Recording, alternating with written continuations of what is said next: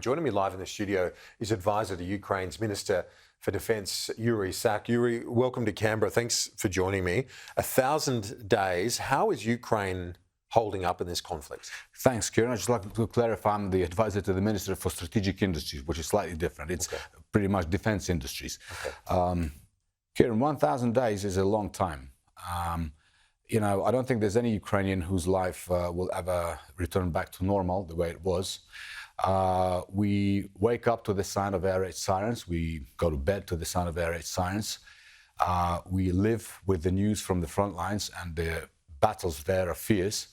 But it's been 1,000 days of resilience. It's been 1,000 days of unprecedented heroism on the part of Ukraine's defenders. And I would like from the outset stress that the heroism of our defenders, Kieran, has been on a daily basis, every day for all those 1,000 days.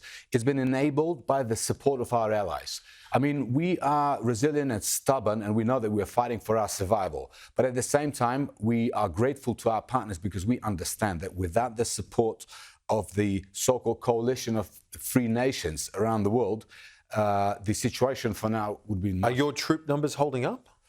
They are holding up. We are now carrying out new waves of mobilization, conscription of new soldiers, but the situation is tough because almost 3 years into this war, there is a need for rotation. Many of the soldiers who are on the front lines, they're tired. They need to see their families, need to recuperate.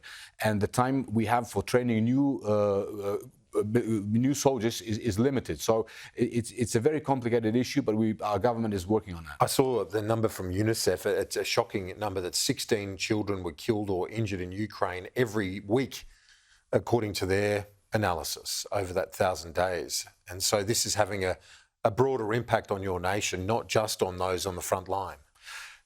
Kieran, for every night that I was here in Canberra, which is 2 days now, there was a massive missile and drone attack on Ukraine. The night before last one, 2 children were killed in the city of Mykolaiv, and 8 more adults were killed. So the objective that the terrorist state Russia pursues when they're carrying out these attacks, they break our hearts, but they will never break our will. And that's what the Russian aggressors are trying to achieve. They want to break the will of Ukrainian people so that we can agree to some unjust peace. This will never happen. What about with Donald Trump winning the White House? Are you sure that the US backing will continue, that you won't be encouraged into an agreement where you give up too much? There are 2 things that we understand. Number one is that we vitally need the support of the United States of America, and that depends on the existence of the bipartisan support.